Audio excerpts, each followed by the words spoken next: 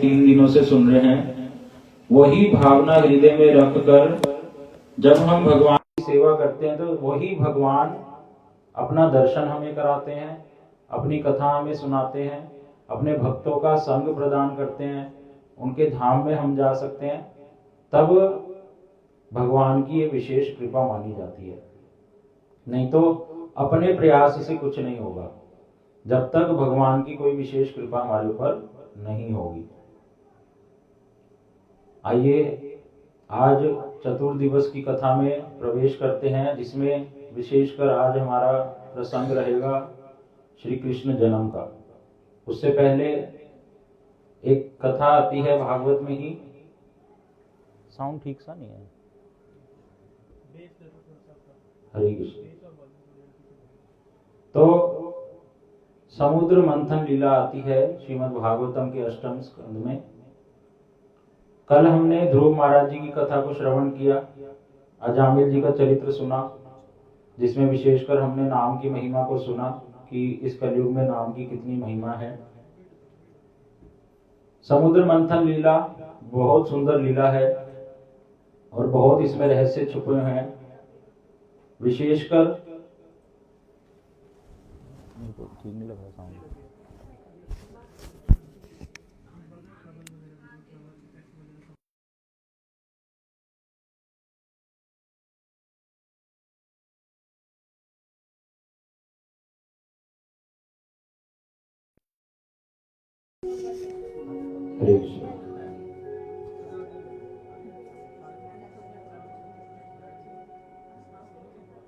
हरे कृष्णा कृष्णा कृष्णा हरे हरे, हरे Ram Ram Ram Hare Hare.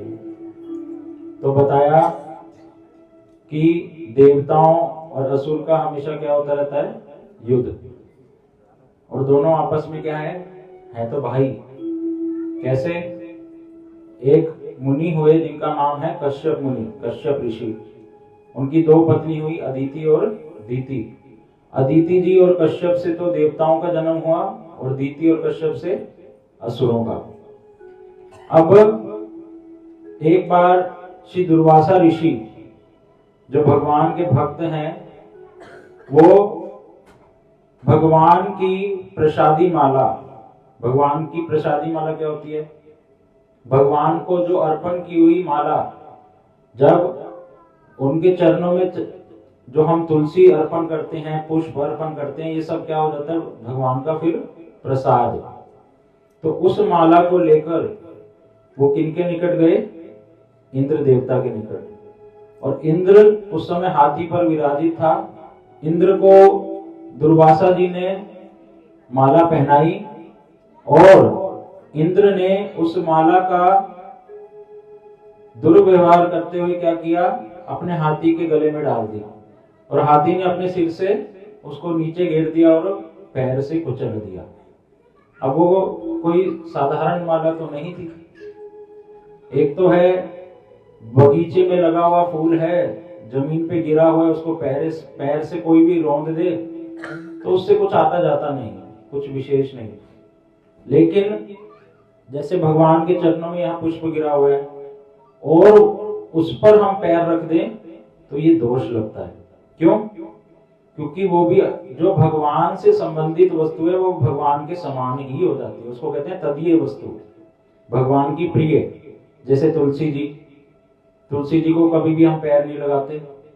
Even इतना भी ध्यान रखते हैं वैष्णव संप्रदाय में कि तुलसी जी की जहाँ परछाई पड़ रही है, अगर हम परिक्रमा करते हैं, जब तुलसी जी की परछाई पड़ रही है तो परछाई पे भी पैर नहीं रखते।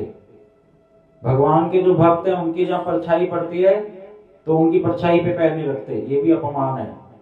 भगवान के ये बड़े प्रिय हैं भक्त, भगवान के वैष्णव, भगवान की तुलसी, और भगवान को अर्पित जो भी वस्तु है वो भगवान का प्रसाद हो जाता है। तो अब ये किसका अपमान है? हाथी का अपमान तो है नहीं, उसमें तो इतनी बुद्धि नहीं। ये किसका अपमान है? उसके स्वामी इंद्र का। अब जब ये बात असुरों को पता चली, तब असुरों के राजा बलि ने इंद्र के ऊपर आक्रमण कर दिया और उनका राज्य छीन लिया। अब देवता, ये बात हर समय चलती रहती है, कभी देवता जीतते हैं तो कभी असुर, लेकिन हर समय दोनों के बीच में युद्ध चलता रहता है। ये असुर किसका प्रतीक है? हमारे हृदय में तमोगुण का, और देवता किसका प्रतीक है? सतोगुण का। यही दो चीजों की लड़ाई हमारे हृदय में भी चलती है।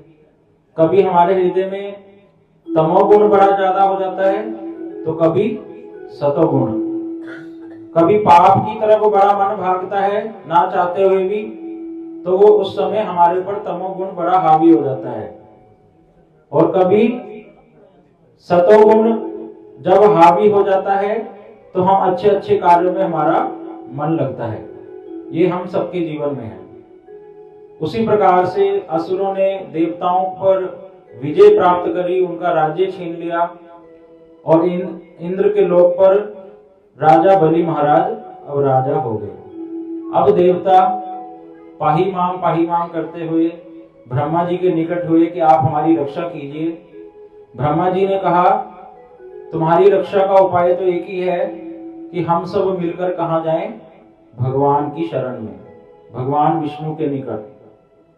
अब ब्रह्मा जी सभी देवी देवताओं को अपने साथ लेकर सबसे आगे होकर श्वेत द्वीप की ओर, क्षीर सागर पे, जो दूध का सागर है जहां भगवान विराजते हैं, वहां पर गए। अब भगवान सबको नहीं दर्शन देते। अब ब्रह्मा जी ने समाधि लगाई, पुरुषोक्त मंत्र का उच्चारण किया, भगवान को पुकारा, उनकी स्तुति करी, तब भगवान जाकर प्रसन्नचित हुए और फिर भगवान ने दर्शन दिया। वहां पर भगवान का बड़ा सुंदर दर्शन, भगवान के नेत्र कमल के समान, भगवान ने पीतांबर धारण कर रखा है, 4 भुजाएं हैं, शंख चक्र गदा पद्म धारण कर रखा है, वैदुर्य मणि है उनके मुकुट में, और गले में कौस्तुभ मणि को धारण किया हुआ है।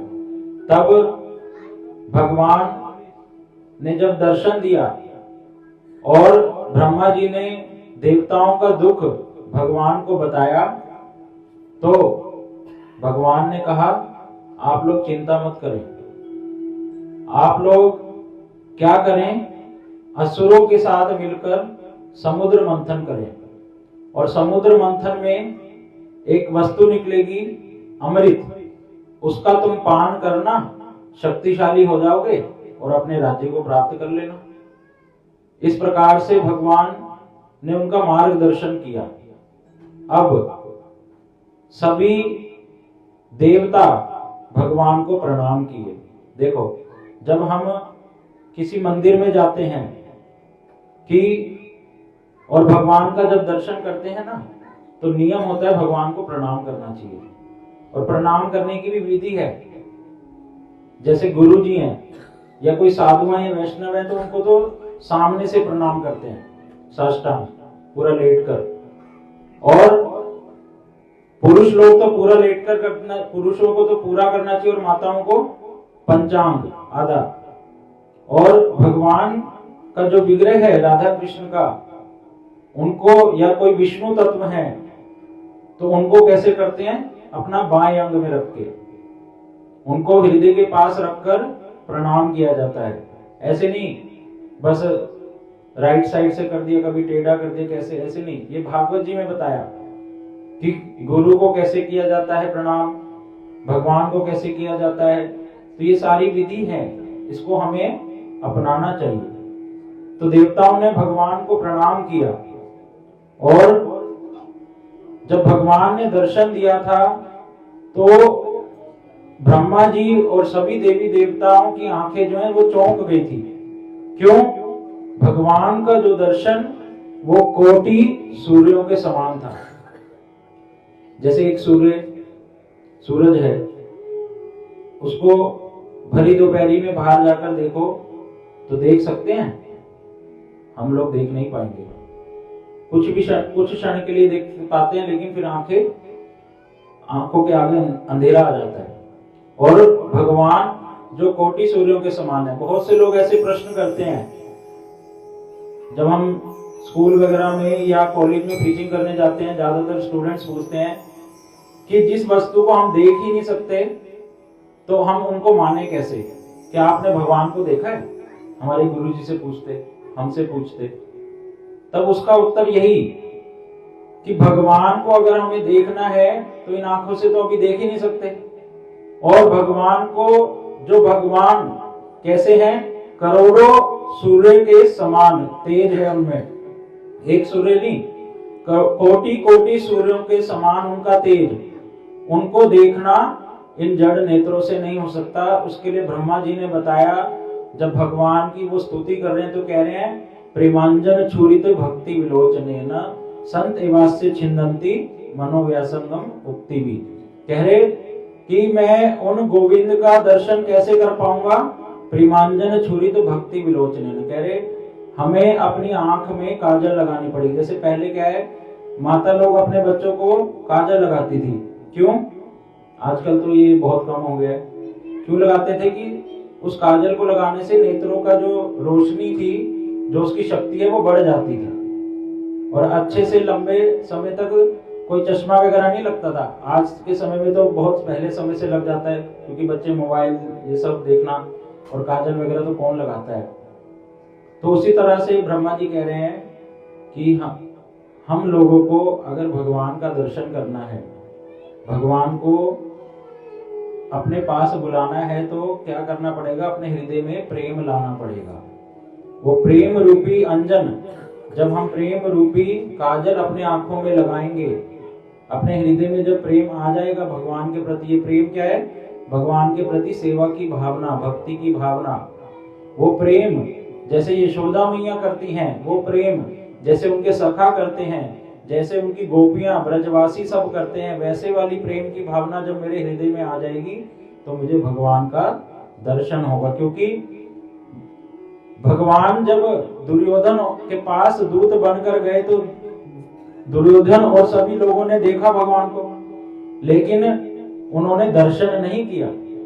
कंस ने भी देखा, रावण ने भी देखा, लेकिन इनके देखना को दर्शन नहीं कहा, इन्होंने बस देखा। देखने और दर्शन में बहुत अंतर है। देखना और दर्शन में क्या अंतर है? हम वृंदावन गए, बिहारी जी के मंदिर में गए और उनको देख कर आ गए, और दूसरा व्यक्ति बिहारी जी के पास गया, किसी साधु के साथ वहां पर कथा सुनी कि बिहारी जी की क्या क्या लीला होती है, इसको कहते हैं दर्शन। इसको देखना नहीं कहेंगे। देखना तो क्या है? बस एक स्वरूप देख लिया। जैसे यहाँ चित्रपट है राधा माधव जी का, बड़े सुंदर हैं, बड़ी सुंदर ड्रेस पहन रखी है, कुंडल पहन रखे हैं, ठाकुर जी ने बड़ी अच्छी मुरली धारण कर रखी है सोने की, तो ये तो क्या हो गया? ये देखना हो गया। और दर्शन क्या? उनके गुणों को सुनना, कि इनका राधा माधव नाम क्यों है, राधा रमन का शब्द का अर्थ क्या है। जो राधा जी के साथ रमन करते हैं इसलिए उनका नाम हो गया राधा रमन। माधव शब्द का अर्थ क्या है? जो राधा जी के पीछे धावित होते हैं। माँ अर्थ लक्ष्मी, और सर्व लक्ष्मी मई कौन है? श्रीमती राधा रानी। जो राधा रानी कृष्ण को अपने नाम रूप गुण लीला से आकर्षित कर लेती हैं, और कृष्ण उनके नाम रूप गुण लीला के कारण उनकी ओर धावित होते हैं, उन भगवान का नाम राधा माधव, राधा रमन, राधा दामोदर। जो राधा जी अपने प्रेम से कृष्ण को वशीभूत कर लेती हैं, इसलिए उनका नाम हो गया राधा दामोदर। तो इस प्रकार से ये दर्शन है।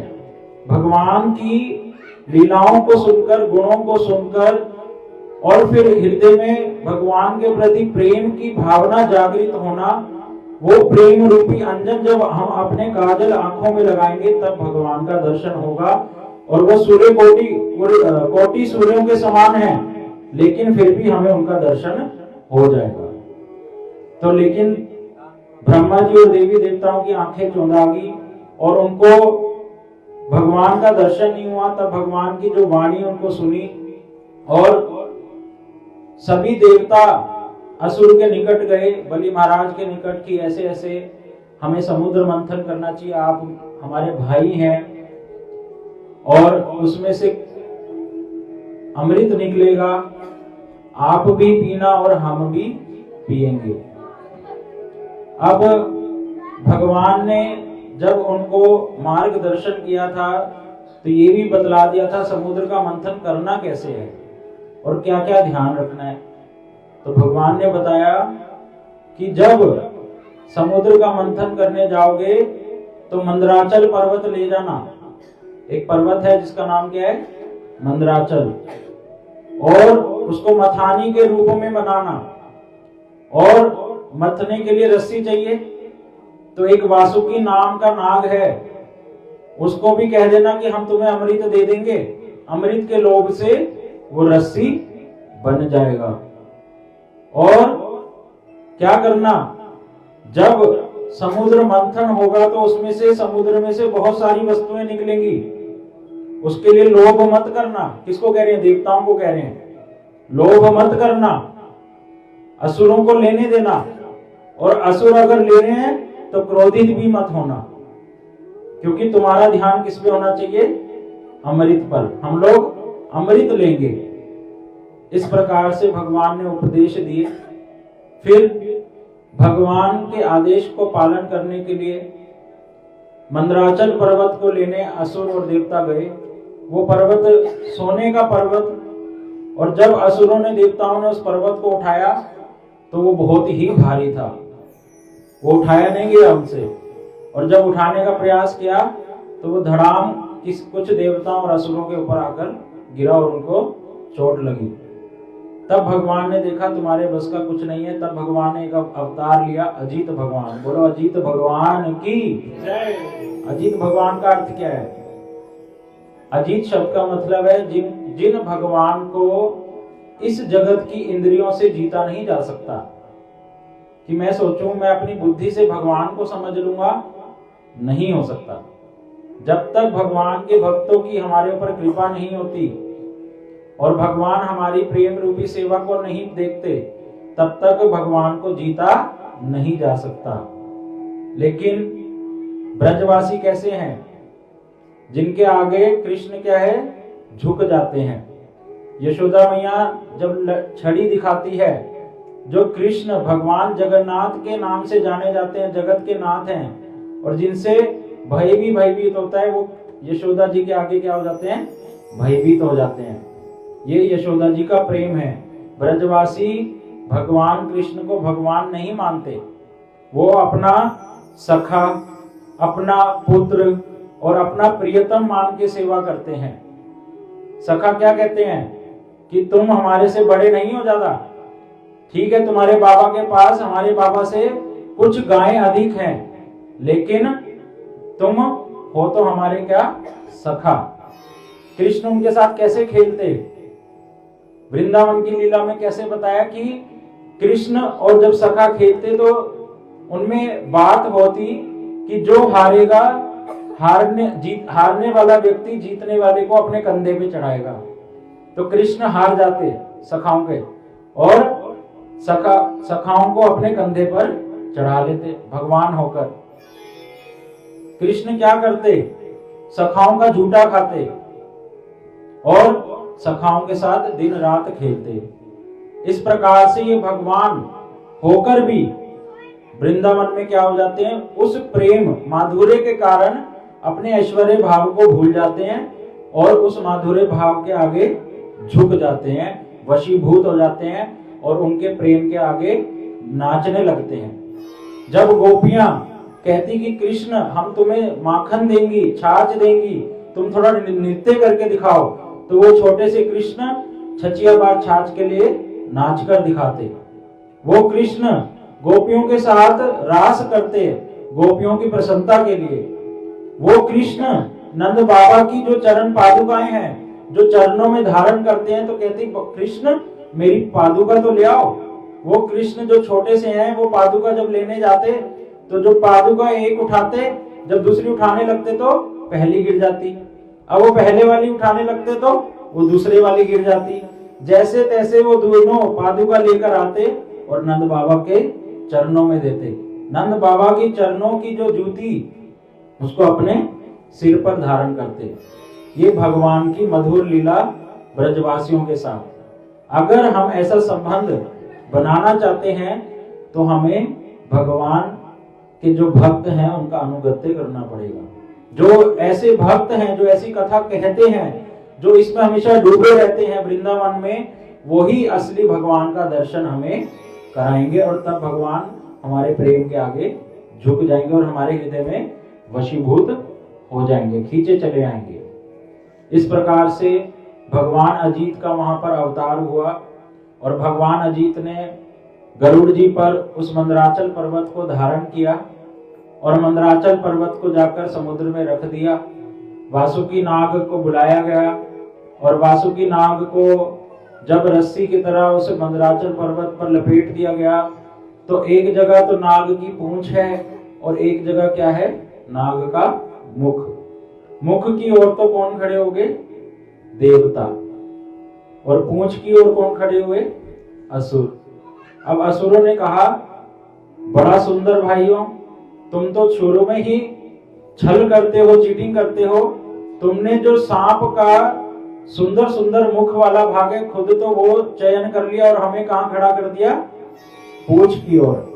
तो देवताओं ने कहा, ये कैसी बातें हैं, तुम मुख की ओर आ जाओ, कोई बात नहीं, हम पूंछ को पकड़ लेंगे। हमें तो इस समय ध्यान किस पे देना चाहिए, अमृत की ओर। और देवताओं ने जब पूंछ पकड़ी और असुरों ने मुख को पकड़ लिया तो उस जब मंथन करने लगे तो वो मंदराचल पर्वत का कोई आधार नहीं था, वो मंदराचल पर्वत डूबने लगा। अब देवता लोगों का मुंह सूख गया, वे फिर से भगवान को ध्यान लगाने लगे और भगवान ने कहा, तुम्हारे बस का कुछ है, ऐसी डींग हाँकते हो कि हम ये कर देंगे, हम वो कर देंगे। तो इधर शोर हो रहा है बहुत। क्या कह रहे थे? हाँ जी, डींग हाँकते हैं, ठीक है। मंदराचल पर्वत डूब रहा था। अब भगवान ने एक और अवतार लिया। देखो, इसमें बहुत सारे अवतारों की लीला है समुद्र मंथन में। अब भगवान ने कछुए का अवतार धारण किया। बोलो कच्छप भगवान की, केशव धृता कच्छप रूपा। भगवान ने स्वयं कछुए का रूप धारण करके उस मंदराचल पर्वत के नीचे गए। अब कछुए की पीठ पर वो मंदराचल पर्वत टिक गया और जब वो मंथन करने लगे तो वहां भागवत जी में वर्णन आया कि जैसे हमारी पीठ में कभी खुजली हो और खुजाए या तो बड़ा आनंद मिलता है, उसी तरह से वो भगवान को बहुत आनंदमय लगा। बोलो कच्छप भगवान की। देखो, भगवान कभी वराह रूप में आते हैं, वराह मतलब शूकर, सुअर के रूप में, कभी कछुए के रूप में। ये सुअर कछुए ये कोई इस जगत के नहीं है। यहाँ का इस जगत का अगर सुअर शूकर आप देखो तो वो बड़ा घृणित है, देखा भी नहीं जाएगा, और वो मल मूत्र खाता है, नाली में पड़ा रहता है। लेकिन भगवान जब वरा भगवान के रूप में आते हैं तो वो बड़ा सुंदर रूप होता है। उनको देखने से उनकी ओर आकर्षण होता है और उनकी भगवान की भक्ति करते हैं। ये कोई साधारण रूप नहीं है, कछुए भाई साधारण कछुआ सा बन के आगे नहीं, बहुत सुंदर रूप में उनका वर्णन होता है और भगवान का बड़ा सुंदर रूप होता है जिसको वर्णन करना आसान नहीं है। श्रुति और वेद भी वहां पर हार जाते हैं। तब कश्यप भगवान ने जब अपनी पीठ पे मंदराचल पर्वत धारण किया तो वासुकी नाग के माध्यम से जब देवताओं और असुरों ने उसका मंथन करना शुभ आरंभ किया तो अब असुरों ने क्या पकड़ा था, मुख, और देवताओं ने पूंछ। अब क्या हुआ, बहुत अच्छी ही बात हुई। वो जब मंथन करने लगे तो वासुकी नाग के मुख से आग की लपटें निकलने लगी और वो बहुत से असुर क्या है उससे जलने लगे। अब देवताओं ने कहा ये तो बहुत अच्छा हुआ, हमारी भाइयों ने रक्षा कर ली। इस प्रकार से बहुत से असुर वहां पर परेशान हुए और मंथन करने का जब शुभारंभ किया तो सबसे पहली चीज क्या निकली मंथन से, हलाहल विष। यह हलाहल विष को कालकोट विष भी कहा जाता है। इस विष के निकलने से, उसकी भाप से ही सारे देवता और असुर त्राही त्राही करने लगे और फिर भगवान की शरण में गए कि हमें क्या करना चाहिए, क्या करना चाहिए, आप हमारी रक्षा कीजिए। तब भगवान ने कहा कि आप सभी देवता कहाँ जाओ, शिव जी के निकट जाओ, उनकी शरण ग्रहण करो और उनको कहो कुछ उपाय बताएं, इस विष को वो ग्रहण करेंगे। तब सभी देवता शिव जी के निकट गए और शिव जी को जब सारी बात बतलाई कि ऐसे ऐसे हम मंथन कर रहे हैं और हलाहल विष निकला है, आप हमारी रक्षा कीजिए। वो शिव जी जो भगवान के क्या है, बहुत प्रिय हैं, भगवान के बड़े प्रियतम हैं, वो शिव जी ने कहा मैं किसी को दुख में नहीं देख सकता, क्योंकि साधु का ये स्वभाव होता है। तो उन्होंने देवताओं के दुख को दूर करने के लिए, भगवान की वाणी को पूरा करने के लिए उस विष को निगल लिया, लेकिन उसको अंदर तक नहीं लिया। कहाँ रोक लिया? अपने कंठ पे। इसलिए उनका जो कंठ है वो जल गया और नीला पड़ गया, इसलिए उनका एक नाम क्या हो गया? नीलकंठ महादेव। बोलो श्री नीलकंठ महादेव की जय। देखिए ये जो शिव जी का तत्व है ये बहुत ही सुंदर है, हमारे गुरु महाराज कहते हैं और भागवत जी इस बात को कह रहे हैं। शिव जी को कहा गया वैष्णव नाम यथा शंभु, कहा जैसे सभी नदियों में, सभी जल में गंगा जी श्रेष्ठ हैं, सभी शास्त्रों में, ग्रंथों में भागवत जी श्रेष्ठ हैं, उसी प्रकार से सभी वैष्णवों में सबसे सर्वश्रेष्ठ कौन है? भगवान शिव, शिव जी। शिव शब्द का मतलब होता है मंगल। क्या अर्थ है शिव शब्द का? मंगल, जो सबका मंगल चाहते हैं और मंगल करते हैं। शिव जी, देखिए ध्यान से सुनिए शिव तत्व को। शिव जी कोई भगवान नहीं है, भगवान केवल एक ही है। शिव जी क्या है? भगवान के भक्त, वैष्णव। और इस तत्व को भागवत जी कह रही हैं। शिव जी क्या करते हैं? अपने मस्तक पर क्या धारण करते हैं? चंद्र और गंगा जल। ठीक है, वो गंगा जल क्यों धारण करते हैं? वो इसके माध्यम से ये बतलाते हैं कि गंगा जल जो भगवान का क्या है? चरणामृत। इसलिए मैं भगवान के चरणामृत को अपने मस्तक पर धारण करता हूं। और दूसरा चंद्र, एक बारी चंद्र ने क्या किया? जिसकी 27 पत्नियां हैं, उसने अपने ही गुरु जी की जो पत्नी है उनके प्रति दुर्भावना से, उनकी दूरदृष्टि से देखा, और जब फिर गुरु को पता चला तो उन्होंने उनको शाप दिया, जिसके कारण उनको क्षय रोग हो गया। जो ये चंद्र घटता बढ़ता है ये उसी के कारण है। तब चंद्रमा किसके निकट गए? शिव जी के निकट गए। तब शिव जी ने कहा देखो भाई, हर चीज का प्रायश्चित क्या है? जैसे कल हमने कथा में सुना था जामिल की, हर वस्तु का प्रायश्चित अगर हमें करना है, अपने पापों का प्रायश्चित करना चाहते हैं, तो केवल और केवल भगवान के नाम से ही हो सकता है। और मेरे प्रभु हैं, मेरे इष्ट देव कौन है? भगवान राम। तुम उनका नाम करो। तब चंद्र ने शिव जी की बात मानी, राम जी का नाम किया, और फिर उसको जो शाप लगा था वो उससे मुक्त हुआ। तब जाकर शिव जी ने बड़े प्रसन्न हुए, क्योंकि शिव जी ने किसका रोल निभाया? गुरु का। और चंद्रमा उनके क्या बने? शिष्य। तो गुरु ने कहा, शिव जी ने कहा कि चंद्रमा ने मेरी बात मानी और मेरे प्रभु का नाम लिया, तो मैं इसको कहां पर धारण करूंगा? अपने मस्तक पर। शिव जी गले में क्या धारण करते हैं? सांप। क्यों? हम धारण कर सकते हैं? एक सांप अभी आधे सारे भागेंगे। सांप क्यों धारण करते? क्योंकि शिव जी के जो इष्ट देव हैं, जो गुरु हैं, वो कौन है? अनंत देव, अनंत शेष।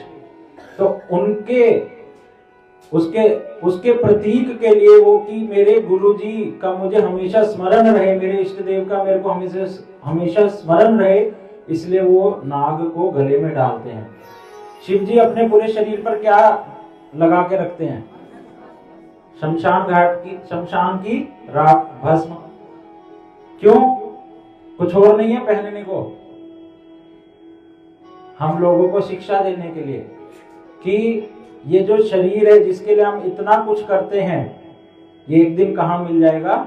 शमशान की राख में। ये शिव जी की शिक्षाएं हैं, भागवत जी में लिखा हुआ है सब कुछ। शिव जी की बहुत महिमा है।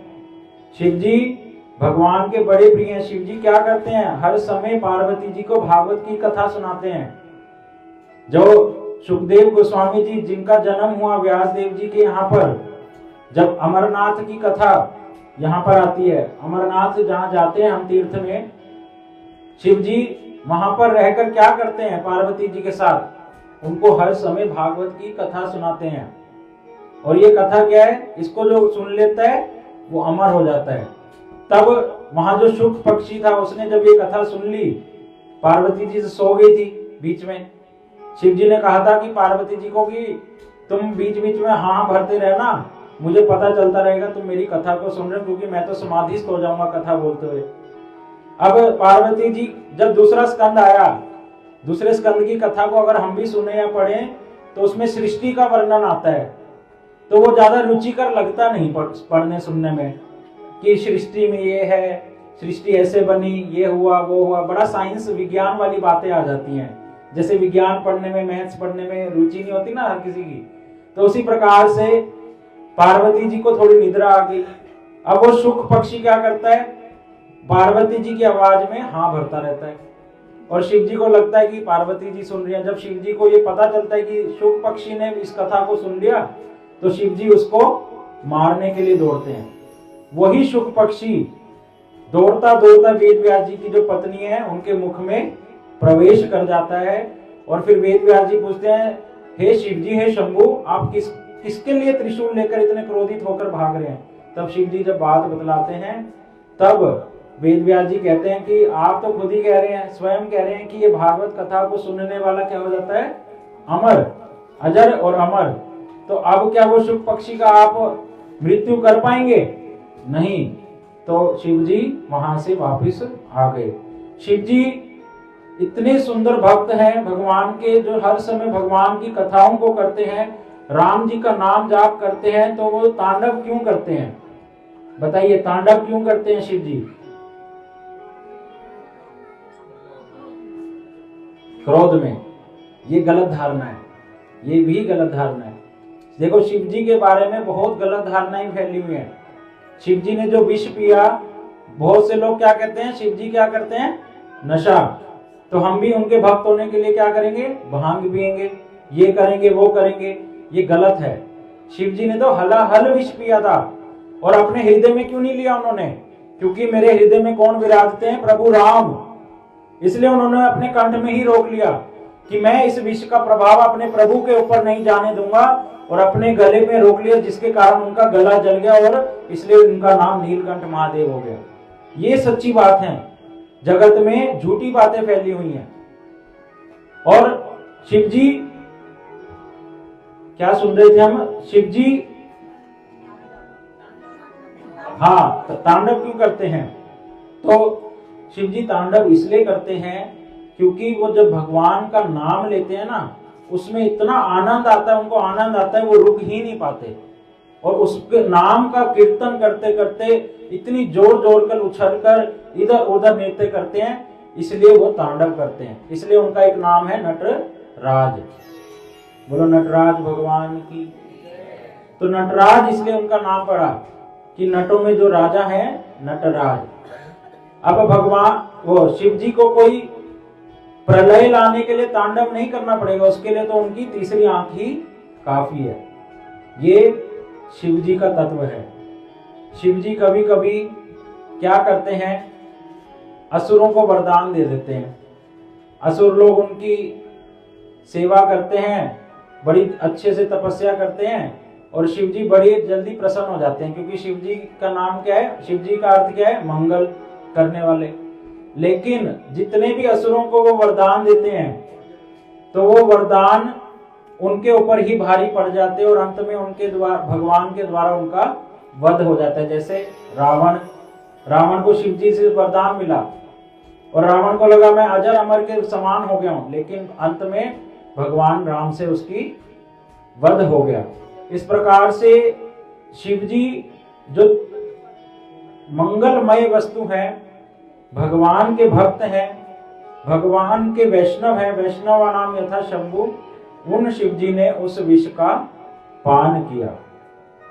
एक बारी शिव जी पार्वती जी के साथ बैठकर भागवत की कथा कर रहे थे। तब शिव जी की गोद में पार्वती जी बैठी हुई थी और सामने सभी ऋषि मुनि थे और भागवत कथा कर रहे थे। तो ऊपर से एक विमान गया, उसमें चित्रकेतु महाराज जी जा रहे थे, जो शिव जी के क्या हैं, गुरु भाई। और उन्होंने हास प्रयास करते हुए कहा, शिव जी ये तो कोई रीति नीति नहीं है अपनी पत्नी को गोद में बिठाकर कथा को कहना। पार्वती जी लेकिन उस विषय को समझ नहीं पाई, क्योंकि शिव जी और चित्रकेतु महाराज तो आपस में गुरु भाई हैं, गुरु भाई हास प्रयास करते हैं। और शिव जी लेकिन समझ गए तो गुरु भाई ऐसे हास प्रयास कर रहे हैं। लेकिन पार्वती जी को क्रोध आया और उन्होंने चित्रकेतु महाराज को शाप दिया कि आप कैसी भावना रखते हैं, जो शिव जी जिनमें काम वासना तिल मात्र भी नहीं है, वो शिव जी पार्वती जी को गोद में बिठाकर किस कथा को कह रहे हैं, भागवत कथा को। आप उनके प्रति ऐसी बुद्धि रखते हैं, जाइए आप असुर योनि में जाइए। इस प्रकार से शिव जी की बहुत सारी लीला भागवत जी में वर्णन है। विशेषकर जहां आप चारों धाम में जाओ तो वहां पर रामेश्वरम मंदिर में हमारे में से कौन गया हुआ है, आप में से? अच्छा, बहुत से लोग गए हैं। अभी हम पिछले वर्ष ही गुरु जी के साथ बहुत से भक्तों के साथ रामेश्वरम धाम में गए थे। वो जो रामेश्वरम शिवलिंग का दर्शन है, वहां पर जब राम जी को सेतु बंधन करना था, उससे पहले उन्होंने शिव जी की पूजा करी। अब भगवान की विशेषता है, भगवान क्या करते हैं, अपने भक्त का नाम, कि मेरे भक्त का नाम जगत में फैल जाए, क्योंकि भक्त का स्वभाव क्या होता है, वो छुप के रहते हैं। भक्त का स्वभाव क्या होता है, वो अपने आप को दिखाता नहीं कि मैं भक्ति करता हूं। जो ऐसा दिखाता है, क्योंकि भक्त क्या है, उसके हृदय में क्या है, भगवान के प्रति प्रेम है। प्रेम कोई दिखाने की वस्तु नहीं होती, ये तो छिपाने की है। ये जो प्रेम रूपी धन है, ये सबको दिखाया नहीं जाता, ये तो छुपाने की वस्तु है। और कोई ऐसे कहे कि मैं भक्ति करता हूं भगवान की, ये देखो मैं ऐसे करता हूं ऐसे करता हूं, मान इसका मतलब उसमें भगवान के लिए भक्ति नहीं है। भक्त कभी भी अपनी भक्ति को दिखाएगा नहीं, शो ऑफ नहीं करेगा, या इंस्टाग्राम या फेसबुक पे नहीं दिखाएगा, देखो आज मैंने ये किया, मैंने इतनी माला कर ली, आज मैं यहाँ हूं, मैं वहां हूं। ये नहीं, ये भक्ति नहीं है, ये तो आडंबर है। भक्त कभी भी नहीं करता, भक्त हमेशा छुपे हुए रहते हैं। और उसी तरह से शिव जी है। लेकिन भगवान का भी एक स्वभाव है, भगवान क्या करते हैं, अपने भक्तों को प्रकाशित कर देते हैं। जैसे ध्रुव महाराज, प्रहलाद महाराज, बहुत से ऐसे भक्त हुए जिनको भगवान ने क्या करा, पूरे जगत में ख्याति हो गई, सब लोग उनको जानते हैं। तो भगवान क्या करते हैं, अपने भक्त की महिमा को बढ़ाने के लिए अलग अलग लीला करते हैं। उसी तरह से शिव जी के साथ ये जो नीलकंठ महादेव, उनका नाम पड़ा। अब हलाहल विष भगवान भी उसका उपाय कर सकते थे, लेकिन शिव जी के निकट ही क्यों भेजा, क्योंकि शिव जी का बहुत नाम हो। और आप ऋषिकेश में जाओ, उधर वहां मंदिर है नीलकंठ महादेव का, देखो कितनी भीड़ लगी रहती है, लोग उनके पास जाते हैं। तो ये भगवान का है। उसी तरह से रामेश्वरम, तो राम जी क्या दिखा रहे हैं, अपने सामने शिवलिंग की पूजा कर रहे हैं। अब उस शिवलिंग में से शिव जी प्रकट हो जाते हैं, और वहां पे जो उपस्थित लोग हैं, जो इस पूजा को देख रहे थे, तो वो उस शिवलिंग का नाम क्या रख देते हैं, रामेश्वर। और रामेश्वर शब्द का अर्थ बोलते हैं राम के ईश्वर, जो शिव जी हैं रामेश्वर। लेकिन उसी समय वहां देवता प्रकट हो जाते हैं, वो कहते नहीं नहीं, रामेश्वर शब्द का अर्थ ये नहीं है। रामेश्वर शब्द का अर्थ है राम भी ईश्वर हैं और शिव जी भी ईश्वर हैं। लेकिन फिर ये बात शिव जी को डाइजेस्ट नहीं होती, वो सुन नहीं पाते, और शिवलिंग से प्रकट हो जाते हैं और कहते हैं राम जिसके ईश्वर है वो रामेश्वर है, राम ही मेरे ईश्वर है, रामेश्वर। आप वृंदावन में कहीं भी जाओ, जहां जहां भगवान कृष्ण का मंदिर होगा, वहां शिव जी का मंदिर जरूर होगा, शिव जी की स्थापना जरूर होगी। और ऐसी बहुत सी लीला स्थलियां हैं। काम्य वन में जाओ, कामेश्वर महादेव है। वृंदावन में जाओ गोपीश्वर महादेव हैं, गोवर्धन में जाओ चकलेश्वर महादेव हैं, ऐसे मथुरा में जाओ भूतेश्वर महादेव हैं, ऐसे बहुत सारे महादेव, इनकी सबकी अलग अलग लीला है। जैसे गोपेश्वर महादेव की सुन लेते हैं। भगवान गोपियों के साथ जब रास कर रहे थे और शिव जी पार्वती जी के साथ जब उसका दर्शन करते ऊपर से, तो शिव जी के हृदय में भावना आई, क्या मैं भी कभी इस रास में प्रवेश मिलेगा? लेकिन वहां तो एक ही पुरुष हो सकते हैं, वो कौन है? मात्र कृष्ण।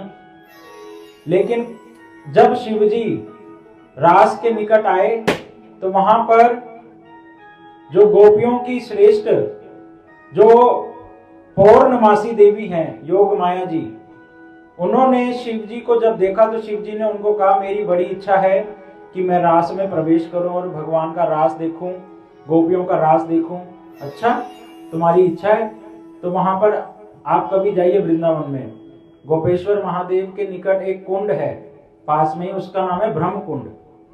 उसमें पौर्णमासी देवी ने शिव जी को स्नान करवाया और शिव जी का जो रूप है अब वो कैसा हो गया? गोपी की तरह। उनका गोपी की तरह रूप हो गया और अब वो रास में प्रवेश कर गए और एक कोने में जाकर बैठ गए घूंघट ओढ़ के। अब गोपियां रास कर रही हैं, कृष्ण भी गलबैया डालकर रास कर रहे हैं, शुभारंभ हुआ, लेकिन आज रास में आनंद नहीं आ रहा है। ये तो उसी की तरह है जैसे कुछ 5-6 दोस्त आपस में जब मिल जाएं पुराने और बड़ी अच्छी सी पुरानी यादें ताजा हो जाएं और चर्चा करें और बीच में कोई एक ऐसा व्यक्ति आ जाए जो बाहर का है, तो रंग में क्या पड़ जाता है? भंग। तो उसी प्रकार से गोपियां कह रही हैं, आज कोई बाहर का व्यक्ति आ गया शायद। भगवान ने कहा हाँ, आज आनंद नहीं आता। तो भगवान ने कहा ढूंढो। तो उस कोने में जाके देखा तो एक हट्टी कट्टी गोपी बैठी है, ठीक है, घूंघट ओढ़ के। गोपियों ने कहा ब्रज भाषा में कि तुम कहां से आई हो? अब शिव जी को गोपी रूप तो मिल गया था, लेकिन गोपी जैसी आवाज थोड़ी मिली थी। अब क्या बोले? बोल नहीं सकते, मर्दाना आवाज है, बोलेंगे तो फंस जाएंगे। तुम कहां से आई हो? तुम्हारा ससुराल कहाँ है? तुम्हारे पति का नाम क्या है? कह रहे ये सब तो पौर्णमासी जी ने बताया ही नहीं, अब फंस गए हैं। कह रहे तुम क्या करती हो? तुम अपना घूंघट उठा के दिखाओ। और जैसे ही उठा के देखा तो वो शिव जी दिखे। उन्होंने कहा ये कौन सी गोपी है?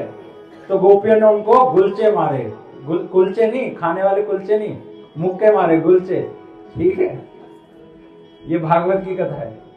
उसमें उनको गुलचे मारे और उनको चला के देखा तो वो कैसे चलते हैं, मर्दाना चाल चल रहे हैं। कह रही ये कैसी गोपी है? तब भगवान पौर्णमासी जी वहां प्रकट हो गए और कहा ये कौन है? शिव जी, इनको मत मारो। तब भगवान ने उनको वरदान दिया कि हे गोपेश्वर महादेव, आज से आपका नाम क्या होगा? गोपीश्वर। गोपियां जिनकी ईश्वर हैं वो गोपेश्वर महादेव। इसलिए आप आज से द्वारपाल का काम करेंगे और सभी लोग आपकी कृपा से ही मेरी कृपा को प्राप्त कर पाएंगे। इसलिए जब भी वृंदावन जाओ तो सबसे पहले गोपेश्वर जी का दर्शन करना चाहिए, बिहारी जी से पहले। ये नियम है, ये बातें कोई नहीं बताएगा टीवी सीरियल में, ये भागवत जी के तत्व सिद्धांत है। भगवान को अपना भक्त बड़ा प्रिय होता है, इसलिए उन्होंने क्या कहा कि मेरे भक्त का जो पहले दर्शन करेगा तब मेरा दर्शन सफल होगा और पूर्ण होगा। इसलिए गोपेश्वर महादेव का दर्शन करना चाहिए पहले। गोपेश्वर महादेव का दर्शन बड़ा सुंदर, सुबह तो जल चढ़ता है और शाम को उनको गोपी रूप में, वो शिवलिंग है, उनको गोपी रूप में सजाया जाता है, अलग अलग, हर रोज गोपी रूप में अलग अलग चिंगार। आप गूगल पे सर्च करना, गूगल तो सब चलाते ही हैं, तो बहुत सुंदर रूप से वो दर्शन होता है। बोलो वृंदावन बिहारी लाल की जय, बोलो जय जय श्री राम।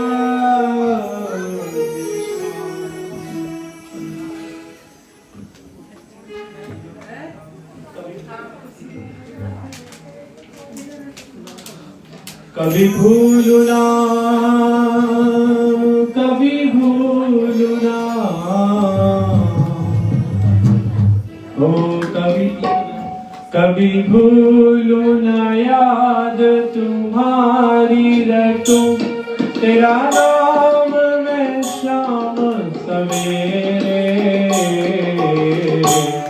राधा रमण मेरे राधा राधा रमण मेरे राधा भूलू न याद तुम्हारी रटू तेरा नाम में सांझ सवेरे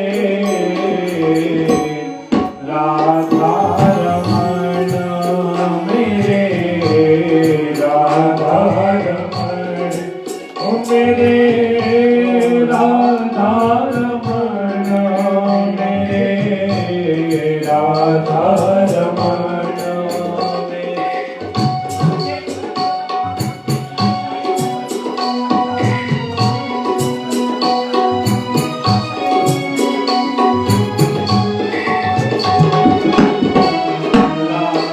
सभी लोग ताली बजाते हुए बोलो वृंदावन बिहारी लाल की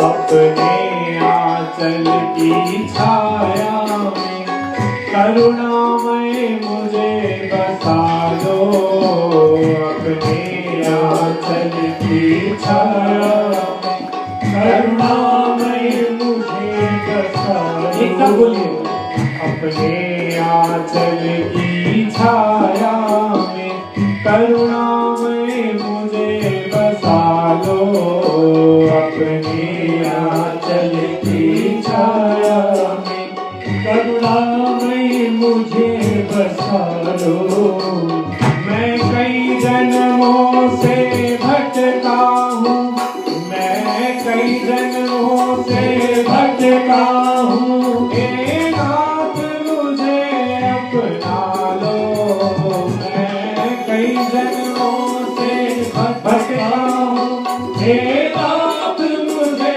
अपना लो राधा रमण मेरे राधा रमण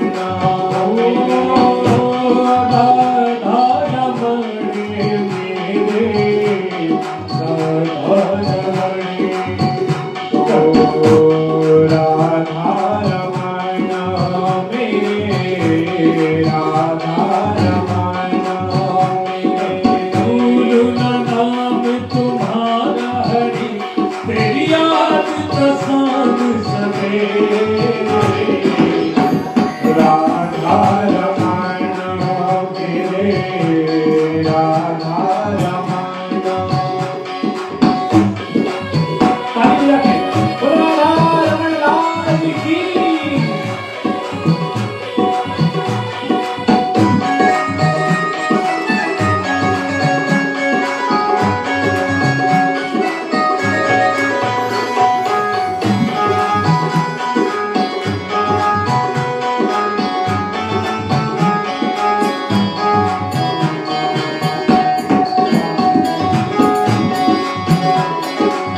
श्री राधे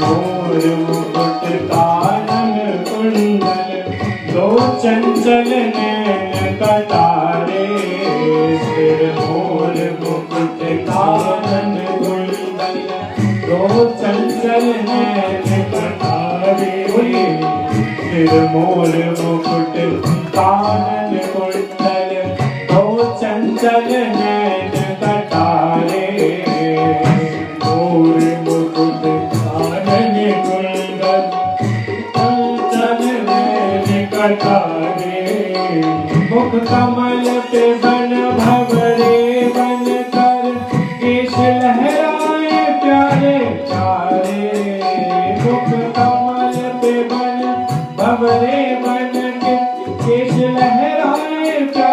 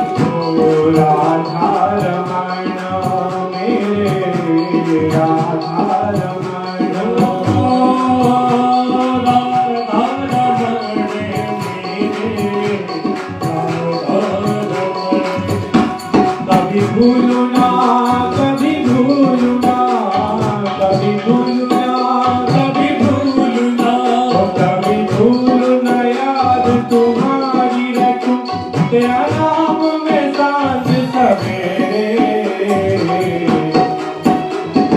ताली बजाओ एक साथ। ओ राधा रमणा मेरे, राधा रमणा मेरे, बोलिए राधा रमणा, एक साथ बोलिए राधा रमणा। अब ये लोग भी बोलेंगे राधा रमणा मेरे, राधा रमणा मेरे।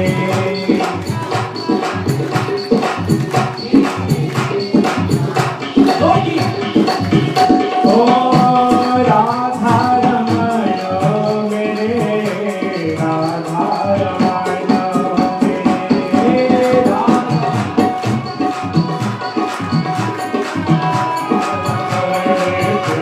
जय राधा रमण, राधा रमण, राधा रमण, राधा रमण, राधा रमण, राधा रमण, जय राधा रमण, राधा रमण, राधा रमण, राधा रमण, राधा रमण, राधा रमण, राधा रमण, जय राधा रमण, राधा रमण, राधा रमण, राधा रमण, हरे कृष्णा कृष्णा कृष्णा हरे हरे, हरे राम राम राम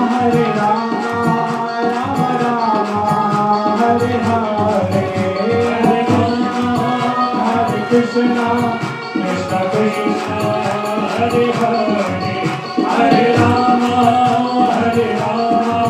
राम राम हरे हरे।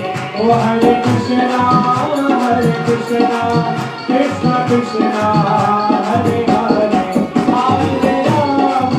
हरे राम राम राम हरे हरे, कृष्णा हरे कृष्णा कृष्णा कृष्णा हरे हरे, हरे राम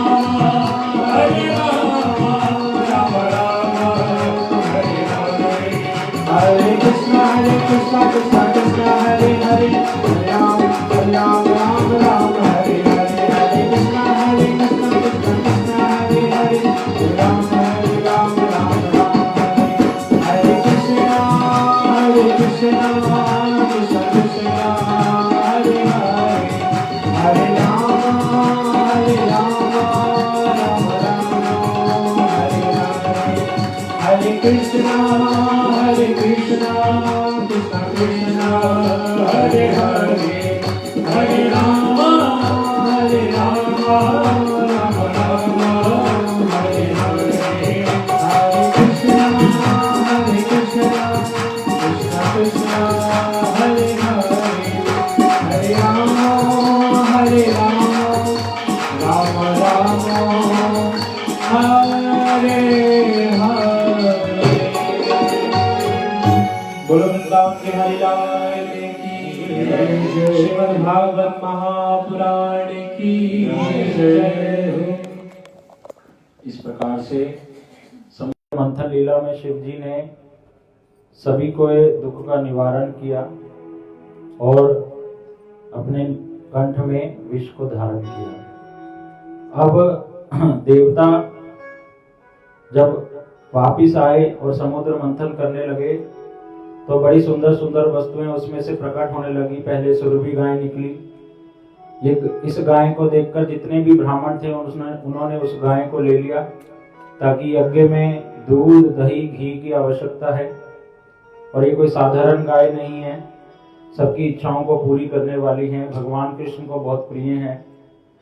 तदुपरांत उचैस्व नाम का घोड़ा प्रकटित हुआ, जिसको बलि महाराज असुरों के राजा ने ले लिया। इसको देखकर इंद्र को बड़ा लोभ आ गया था और वो थोड़ा सा उसके मन में बात आई कि ये घोड़ा मुझे क्यों नहीं मिला। इस बात को देखकर भगवान ने इंद्र को कहा कि तुम लोभ मत करो, बहुत सी वस्तुएं प्रकट होंगी। तब ऐरावत हाथी निकला, जिसको इंद्र ने झपट लिया। इंद्र का जो वाहन है वो क्या है? ऐरावत हाथी, सभी हाथियों का राजा है। इस प्रकार से बहुत सी वस्तुएं प्रकट हुई और सभी ने कुछ न कुछ ग्रहण किया। तद उपरांत अप्सराएं और फिर लक्ष्मी देवी प्रकट हुई। अब लक्ष्मी जी हाथ में कमल का फूल लिए छम छम करती हुई जब चली तो जितने भी वहां देवी देवता उपस्थित थे वो सब उनको कुछ ना कुछ उपहार रूप में भेंट करने लगे। कोई सिंहासन देता, कोई अभिषेक की सामग्री देता, कोई फूल माला देता, कोई पुष्प देता, कोई कुछ तो कोई कुछ। इस प्रकार से लक्ष्मी जी अपने वर को ढूंढने लगी कि कौन मेरा वर होगा, किससे विवाह करूं। कभी वो दुर्वासा जी की ओर देखती तो हर उनमें कोई कमी दिखाई देती, कभी इंद्र को देखती तो उनमें भी कोई कमी दिखलाई देती। दुर्वासा जी हैं तो ऋषि बहुत बड़े लेकिन क्रोधित हो जाते हैं। इंद्र ऐश्वर्यशाली तो है लेकिन डरपोक है, असुरों से डर जाता है। तो ऐसे सबसे मिली, कभी ब्रह्मा जी के निकट गई, शिव जी के निकट गई, है तो सुंदर, सत्यम शिवम सुंदरम, शिव है तो बड़े सुंदर लेकिन गले में सांप, शरीर पे भस्म है, अमंगल रूप धारण कर रखा है, इनकी और मेरी जोड़ी नहीं बनेगी। अब विष्णु जी के जब निकट पहुंची, कहा इनमें भी कमी है। तो सभी ने कहा इनमें क्या कमी है, ये तो सबके भगवान हैं।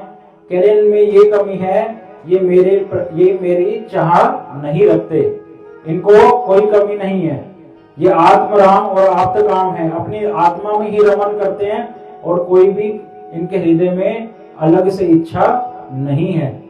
तब लक्ष्मी जी ने वो वरमाला भगवान के गले में डाली। बोलो लक्ष्मी नारायण भगवान की।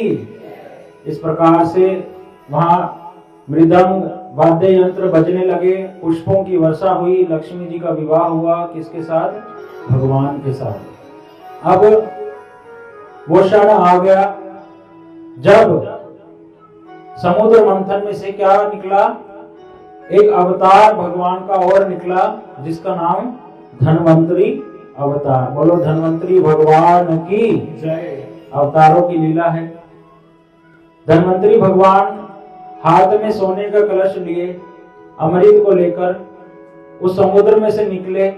ये धन्वंतरी भगवान कौन है? जो आयुर्वेद की जो सारी शिक्षाएं हैं वो इनसे ही प्रकट हुई। और जब वो कलश असुरों ने देखा तो लोभ जागृत हो गया और तुरंत उस कलश को धन्वंतरी भगवान से झपट लिया और इधर उधर दौड़ने लगे। कोई कहता पहले मैं पीऊंगा तो पहले मैं। इधर देवता देखते ही रह गए। फिर से उनका मुख सूख गया, फिर से वो भगवान की ओर देखे। भगवान कह रहे कुछ है तुम्हारे बस का? तब भगवान ने मोहिनी रूप धारण करा। बोलो मोहिनी भगवान की जय। पहला कौन सा था? अजीत, जब मंदराचल पर्वत उठानी। दूसरा कौन सा था? कश्यप, मंदराचल पर्वत का आधार। तीसरा धन्वंतरी और चौथा मोहिनी अवतार। अब भगवान कोई भी रूप धारण करें तो बहुत सुंदर लगते हैं, सर्वाकर्षक। कृष्ण शब्द का अर्थ ही है सर्व आकर्षक, जो अपनी ओर सबको आकर्षित कर ले। भगवान का रूप बहुत सुंदर, चाहे वरा ले, कश्यप ले।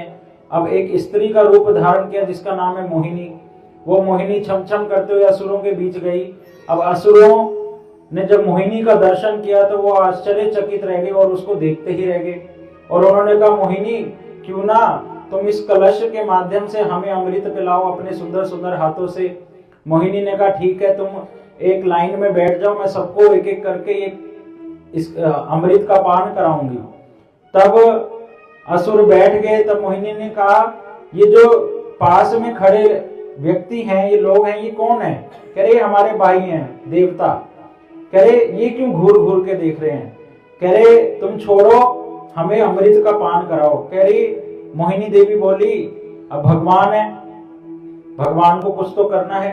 तो भगवान ने कहा कि जो इस कलश में अमृत है, नीचे तो है गाढ़ा गाढ़ा और ऊपर तरल तरल है, तो वो तरल तरल वाला तो मैं इनको पिला देती हूँ और गाढ़ा गाढ़ा तुम्हें। अब भगवान की माया के आगे किसी की नहीं चल सकती। असुर लोग मोहित हो चुके हैं।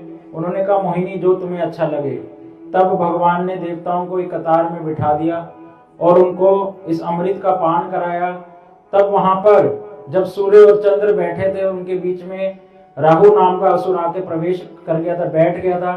तब चंद्र और सूर्य ने भगवान को बताया कि ये असुर है, और जैसे ही भगवान ने उसको अमृत पान कराने लगा तो यहाँ तक ही पिया था, भगवान ने मोहिनी रूप में ही अपना सुदर्शन चक्र को बुलाया और उस सुदर्शन चक्र से उसका गला काट दिया। अब वो राहु आज भी सूर्य और चंद्र को परेशान करता है, जो हम सुनते हैं सूर्य ग्रहण और चंद्र ग्रहण। इस प्रकार से मोहिनी रूप धारण कर कर भगवान ने देवताओं की सहायता करी, उनको अमृत का कलश दिया, जिस अमृत को पान करने से केवल जो शरीर है वो स्वस्थ हो जाता है, लेकिन उसका आत्मा से ही लेना देना कुछ नहीं है। कल परसों भी हमने श्रवण किया था कि हम लोग भी देवता बन सकते हैं, स्वर्ग की प्राप्ति कर सकते हैं। जो इंद्र है उसको हर समय डर लगा रहता है कि कोई अश्वमेध, कई सारे अश्वमेध यज्ञ करने के बाद इंद्र बना जा सकता है, तो उसको डर लगा रहता है कि कोई 100 अश्वमेध यज्ञ पूरे ना कर ले। जब उसके 99 हो जाते हैं तो 100वां यज्ञ में इंद्र घोड़ा चोरी करके ही भाग जाता है। ये उनका डर बना रहता है कि अगर हम सोचें कि देवताओं के लोक में जाकर वहां पर सारी परेशानियों का हल हो जाएगा, ऐसा नहीं है।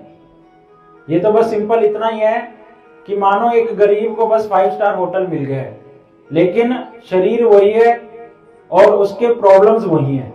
तो उसी प्रकार से देवताओं के स्थान पर जाने से भी हमें वापस कहाँ आना पड़ता है? पृथ्वी लोक पर। देवता लोगों को अहंकार होता है कि हम ये कर लेंगे, हम वो कर लेंगे, लेकिन भगवान का भजन केवल मनुष्य शरीर में ही हो सकता है। देवता लोग भी भगवान का भजन नहीं कर पाते अहंकार होने के कारण। और ये कुंती जी की स्तुति में हमने सुना था, जो उच्च कोटि में जन्म ग्रहण करते हैं, उच्च कुल में जन्म ग्रहण करते हैं, जिनपे बहुत सारा ऐश्वर्य होते हैं, जो जिनके पास बहुत विद्या होती है और जिनके पास बहुत धन होता है और सुंदरता होती है, वो लोग भगवान का भजन नहीं करते अहंकार के कारण। तो इस प्रकार से जो ये देवता हैं, भगवान के मदद से इनको जो शरीर के स्वास्थ्य मिला, शरीर की शक्ति मिली, लेकिन उससे भगवान का कोई भजन नहीं मिला। इससे ये अमृत देवता लोग किसके पास लेकर आए थे? शुरू में हमने सुना था। अच्छा, आज टेस्ट ले लेते हैं। बताओ कौन बताएगा? पहले दिन सुनाया था भागवत के महात्म्य में, भंडारे बाकी है। हाँ। क्वेश्चन ये है कि सुखदेव गोस्वामी जी जब परीक्षित महाराज जी को कथा सुना रहे थे, तब देवता लोग कलश, अमृत का कलश ले आए थे सुखदेव जी के पास। तो सुखदेव जी ने क्या कहा था?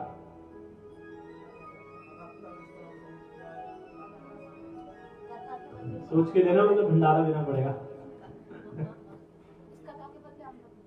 हाँ, फिर सुखदेव जी ने क्या कहा था? क्यों मना किया था? क्योंकि अमृत है, अमृत को ही मना कर दिया।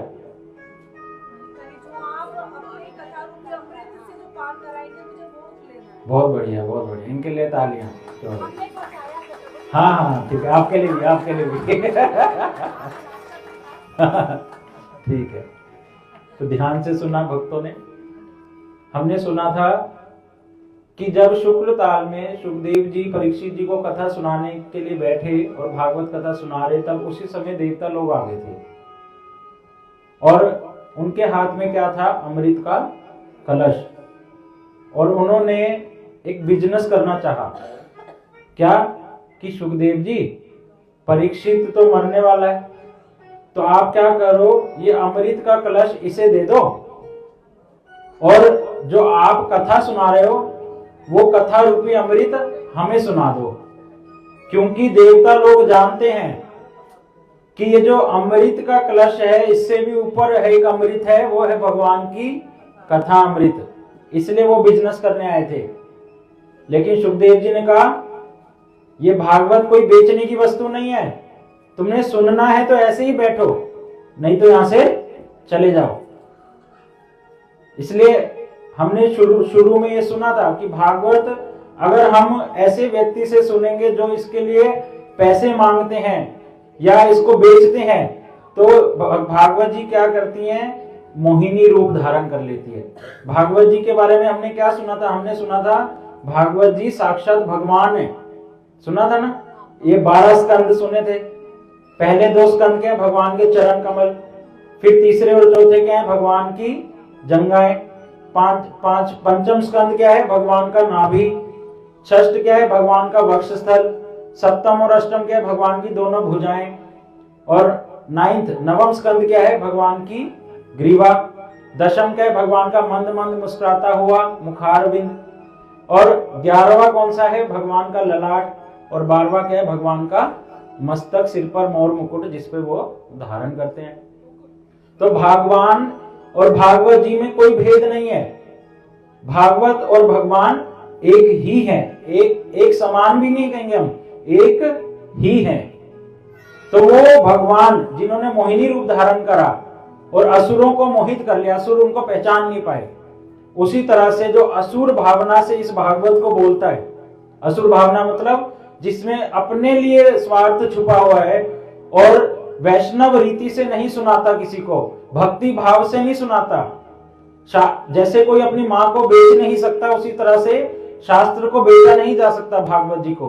तो जो लोग उनके मुख से सुनते हैं, जो अवैष्णव है, वैष्णव नहीं है, तो वो भागवत क्या करती है, अपने भावनाओं को छुपा लेती है और मोहिनी रूप धारण कर लेती है।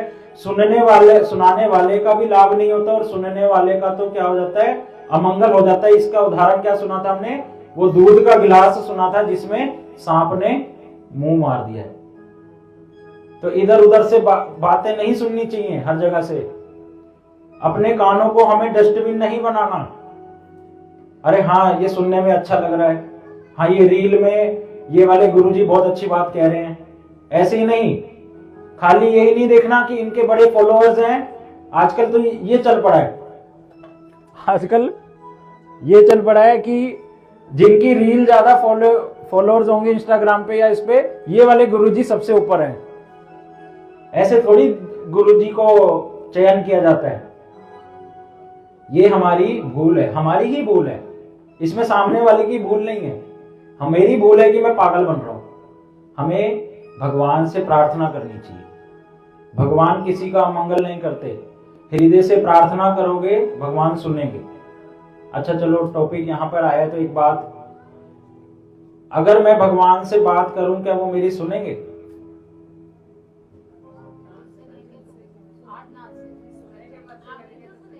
हैं? नहीं, ऐसे थोड़ी। देखो, एक कथा सुनाता हूं। हमारे गुरु महाराज जी के गुरुजी की कथा सुनाते हैं कि भगवान सुनते भी हैं या नहीं। देखिए, एक बार एक मंदिर में एक पुजारी जी वहां सेवा करते, हमारे मठ की बात है, हैदराबाद में था। तो वहां पर तेलुगु भाषा में आपस में बात करते हैं हैदराबाद में। तो वहां पर एक गाय की सेवा करने वाला भक्त था, और वो भक्त तो बंगाल से था, हैदराबाद से नहीं था, लेकिन गाय की सेवा करता था। गाय का नाम था सरस्वती। सरस्वती या गंगा? ठीक। तो गाय का नाम सरस्वती। देखो, हमारे यहाँ गाय के भी नाम रखे जाते हैं, और भगवान की गाय के नाम भी थे। भगवान उनको नामों से पुकारते थे अपनी वंशी के माध्यम से। कारी, पीरी, गोरी, नीरी, ऐसे बहुत सारी गायें हैं, धावली, श्यामली, उनके रंग के अनुसार उनके नाम थे। कोई गाय भूरी, कोई काली पीली और काली पीली। तो ऐसे अभी भी वृंदावन में एक दर्शन है। यहाँ जाओ, नंदगांव जाओगे ना, नंदगांव, वहीं पर एक दर्शन है टेर कदम, वहां जाना। वहां गायें, कई सुंदर सुंदर गायें के पुतले बना रखे और उनके रंग करके उनके नाम लिखे हैं, किस नाम से भगवान उनको पुकारते थे, श्यामली, धावली, ये सब।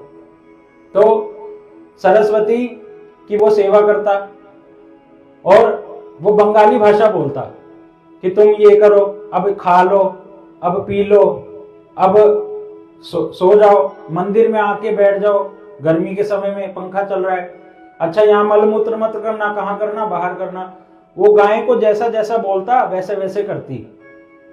अब हमारे महाराज जी ने पूछा कि उस भक्त से, क्या ये गाय बंगाली है, मतलब तुम्हारे वहां से आई है? तो कहा नहीं महाराज जी, गाय तो यहीं की है। तो ये तुम्हारी सारी बात मानती है, दूसरों की बात नहीं मानती, दूसरों को तो सींग मारती है, तो ऐसा क्यों है? तो तब वहां महाराज जी ने उत्तर दिया कि ये प्रेम की बात है। ये सेवक क्या करता है, गाय की सेवा करता है, इसलिए गाय इसकी सारी बात मानती है। गाय सुनती तो सबकी है, गाय सबकी बात सुनती है, लेकिन मानती किसी की नहीं। कोई तीसरा व्यक्ति जाके बोल दे कि इधर आ जा, तो नहीं आएगी। अगर वही व्यक्ति जो उसकी सेवा करता है वो कहता है आ जा, तो वो आ जाती थी। क्यों? क्योंकि वो उसकी देख रेख करता और सेवा करता है, उस सेवा के कारण गाय उसकी सारी बातें मानती। अब इस उदाहरण को समझाकर हमारे गुरुजी बतलाते हैं भगवान के साथ भी ऐसी है। भगवान को सारी भाषाएं आती हैं, ये नहीं कि वो बस हिंदी जानते हैं या संस्कृत जानते हैं। जो विदेश में लोग रहते हैं, अगर वो भगवान को पूछेंगे, भगवान कहेंगे नहीं नहीं मैं इंग्लिश वालों को नहीं मानता, ऐसा थोड़ी होता है। भगवान तो चींटी तक की आवाज सुनते हैं, हाथी से लेके चींटी तक, चींटी से लेके हाथी तक। भगवान को बोला सर्वभाषा भूख। सर्वभाषा भूख का मतलब है वो सारी भाषाओं को जानने वाले हैं, उनसे ही सारी भाषाएं निकली हैं। तो सुनते तो सबकी हैं, आपकी भी सुनेंगे, मेरी भी सुनेंगे, इनकी भी सुनेंगे, सबकी सुनेंगे, लेकिन रेसिप्रोकेट किसके साथ करेंगे?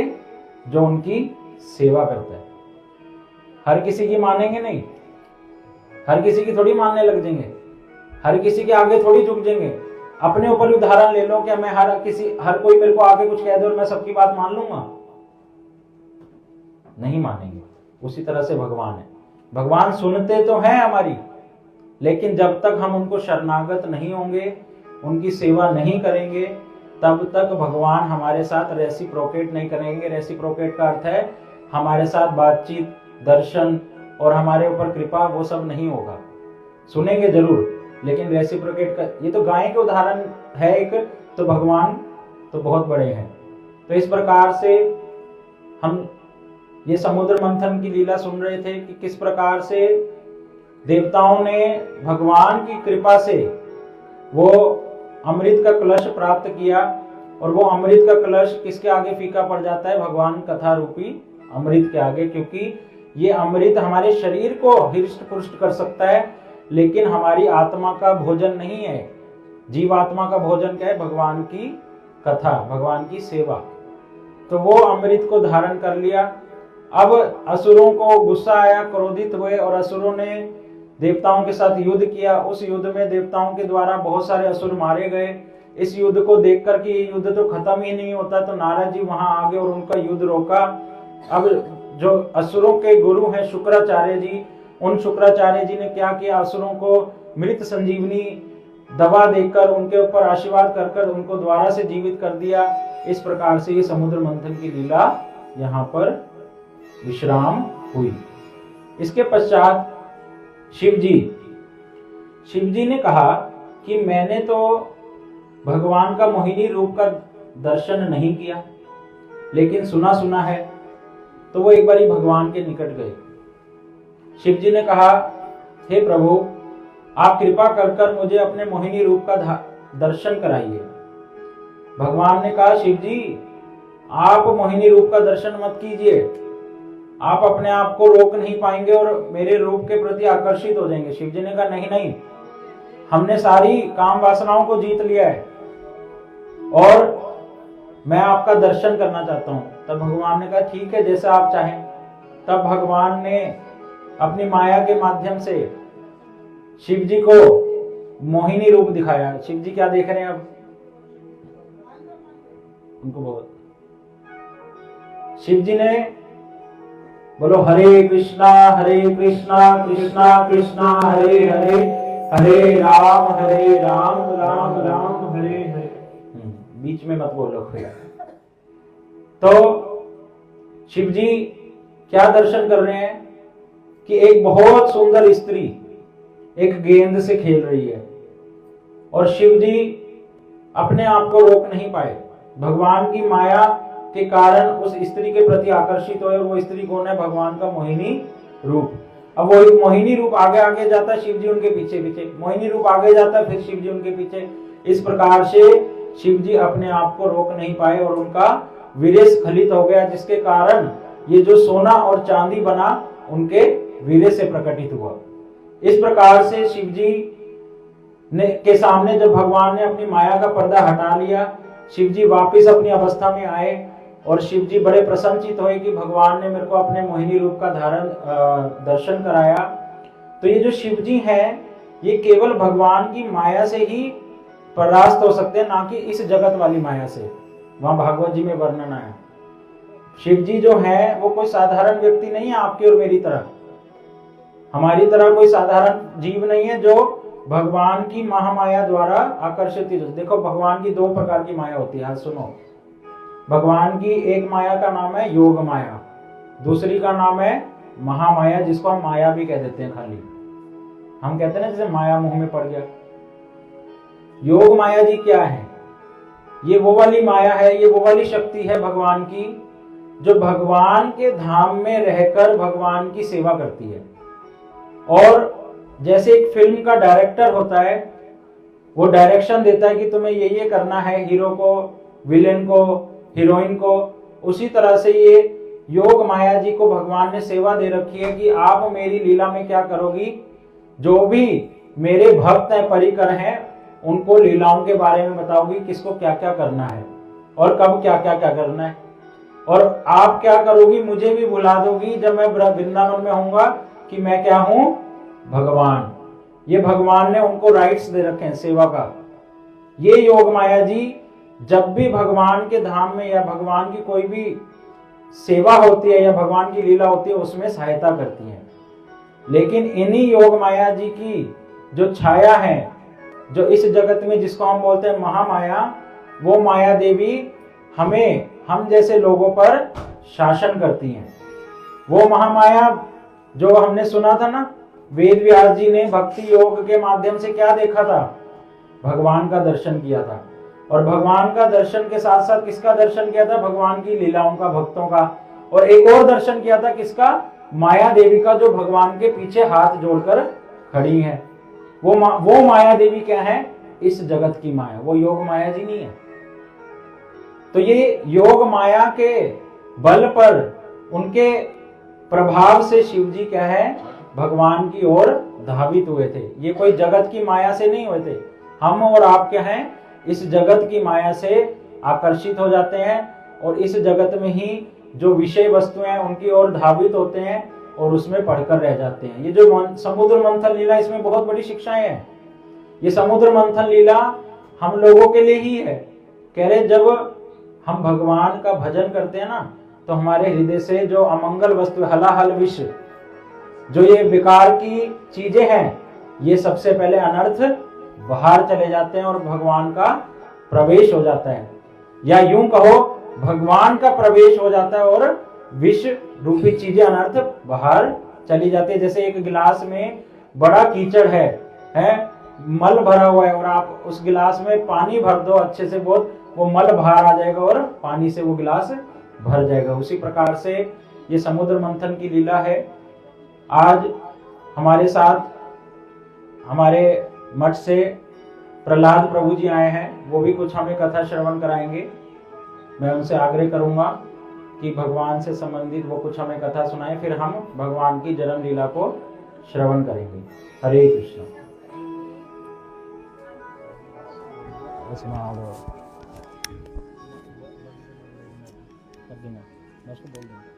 बोल दूंगा